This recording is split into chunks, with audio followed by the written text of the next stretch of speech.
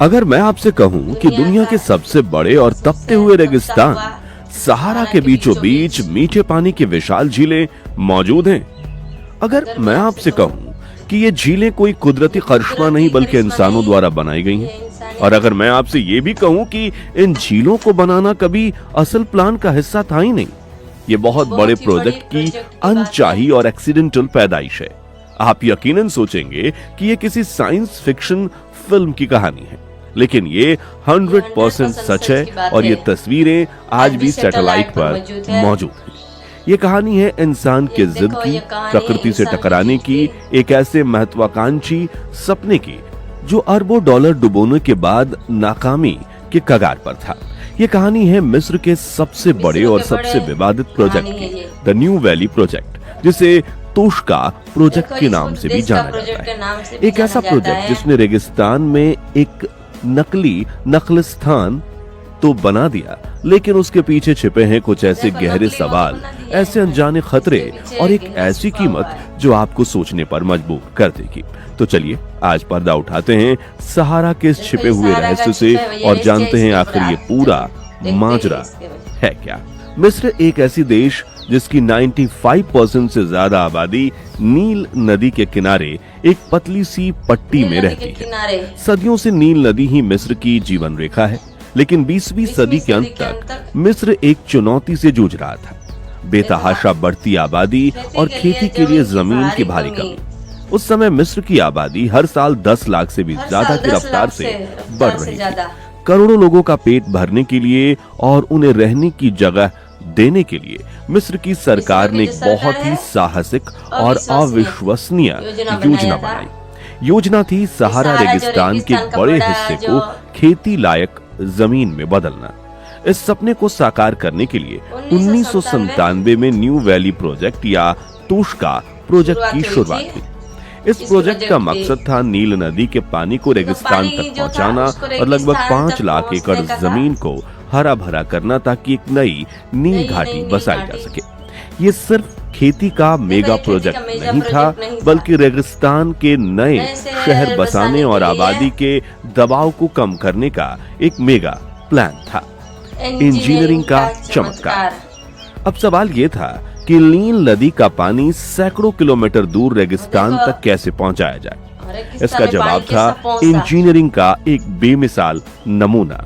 इस काम को अंजाम देने के लिए जो बनाया गया वो किसी अजूबे से कम नहीं था।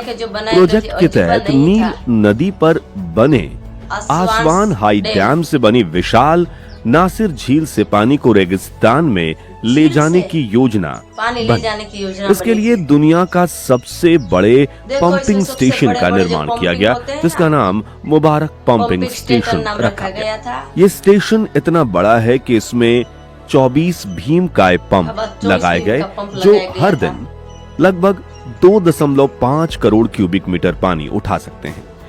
यह इतना पानी है कि इससे भारत के किसी भी बड़े शहर की कई दिनों की पानी की जरूरत पूरी हो सकती है। ये पंप पानी को 54 मीटर की ऊंचाई तक उठाकर एक विशाल नहर शेख जायद नहर में डालते थे। ये नहर खुद में एक इंजीनियरिंग का चमत्कार है, जिसे रेगिस्तान के बीचों बीच बनाया गया था। लेकिन प्रकृति के अपने ही खेल होते हैं। 1998 और 2001 के बीच नील नदी में उम्मीद से ज्यादा बाढ़ आई। नासिर झील का जलस्तर खतरनाक रूप से बढ़ गया।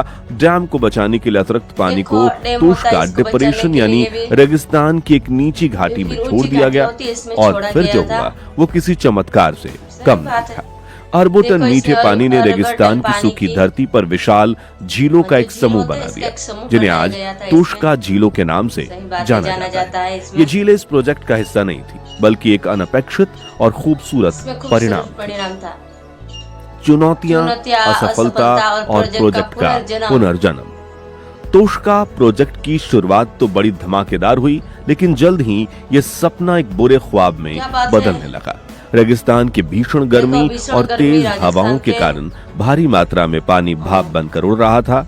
जमीन रेगिस्तान की थी, जिसमें नमक और मिनरल्स की मात्रा बहुत ज्यादा थी, जिससे खेती करना बेहद मुश्किल और महंगा साबित हो रहा था। रेत धीरे धीरे बनी हुई नहर को भरने लगी और प्रोजेक्ट की लागत आसमान छू रही थी। नतीजा ये हुआ कि प्रोजेक्ट मिस्र का भविष्य बदलने वाला था, वो लगभग ठप पड़ गया। निवेशकों ने हाथ खींच लिया और सरकार का ध्यान इससे हट गया। जिन लाखों एकड़ जमीन को हरा भरा करने का सपना देखा गया था, उसमें महज कुछ हजार एकड़ पर ही खेती हो पाई। तोषका झीलें भी धीरे धीरे सूखने लगी और 2012 तक लगभग गायब हो गई। पर ऐसा लगने लगा कि ये महत्वाकांक्षी योजना एक बड़ी असफलता साबित हुई। लेकिन फिर कहानी ने एक नया मोड़ लिया। हाल के वर्षों में मिस्र की सरकार ने इस प्रोजेक्ट को नई ऊर्जा और नई तकनीक के साथ फिर से जीवित किया है। राष्ट्रपति अब्देल फतह अल सीसी ने इसे अपनी प्राथमिकता बनाया। अब सैटेलाइट से दिखने वाले गोल हरे खेत आधुनिक तकनीक का कमाल है, जिन्हें सेंटर पीवट इरिगेशन सिस्टम कहते हैं।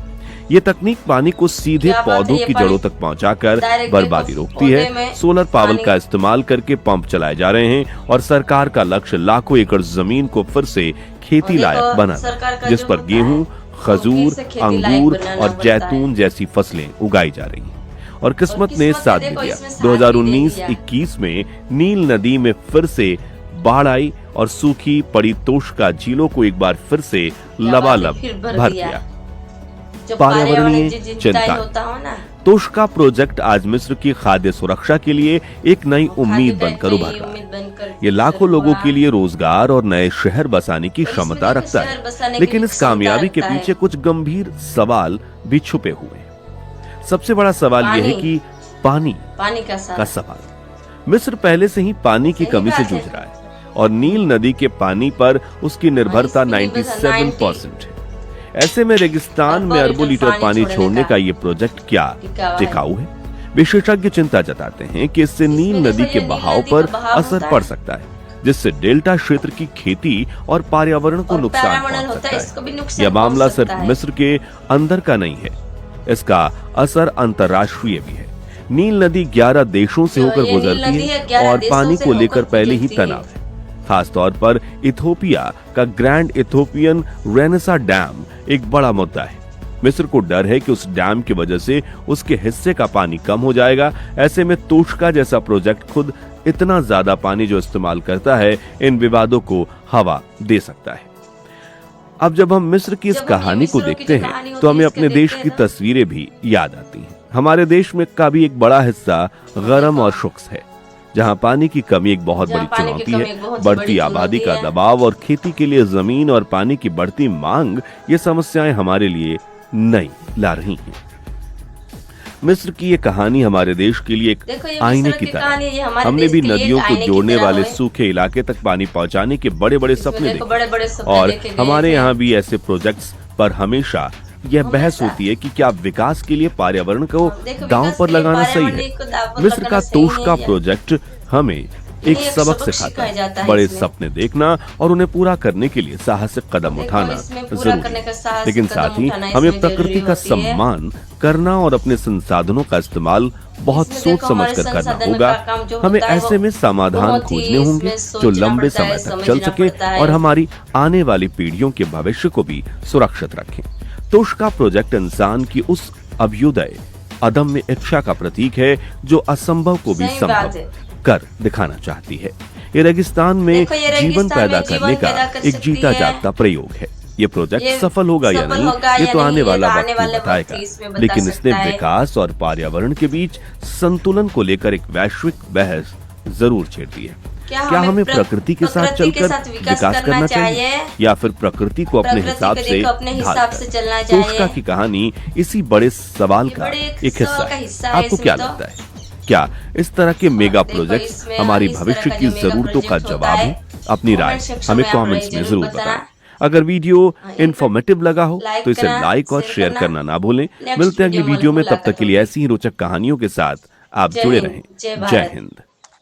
तो देखिए ये वीडियो तो खत्म हो चुका है। आपको ये हमारा वीडियो कैसा लगा ये कमेंट सेक्शन में राय आप जरूर बता सकते हैं और इस वीडियो का ज्यादा से ज्यादा शेयर कीजिएगा और नेक्स्ट वीडियो में मुलाकात होगी। तभी के लिए जय हिंद, जय भारत।